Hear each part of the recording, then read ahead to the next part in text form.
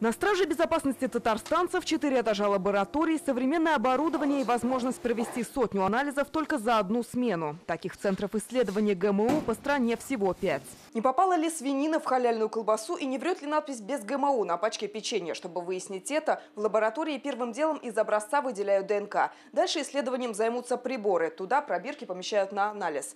Результат примерно через 1,5 часа. Если есть какие-то нарушения, специалист увидит их на мониторе. А находит ГМО в основном не в продуктах, а в сельскохозяйственных кормах. Позапрошлом году у нас был такой случай. После нашего обнаружения Россельхознадзором центральным аппарат был введен запрет на ввоз кормов для телят из Нидерландов и Германии.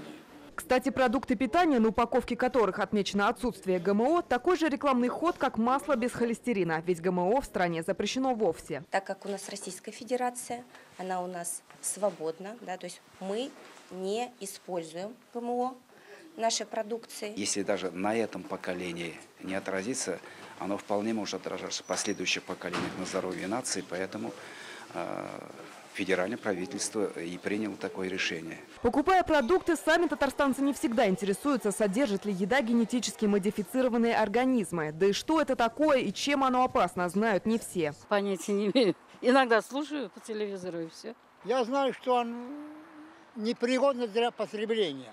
Честно говоря, что-то слышала, но не обращаю на это внимания.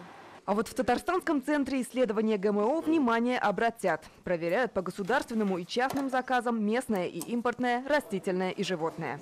Лина Зинатульна, Алексей Алексеев, ТНВ, Казань.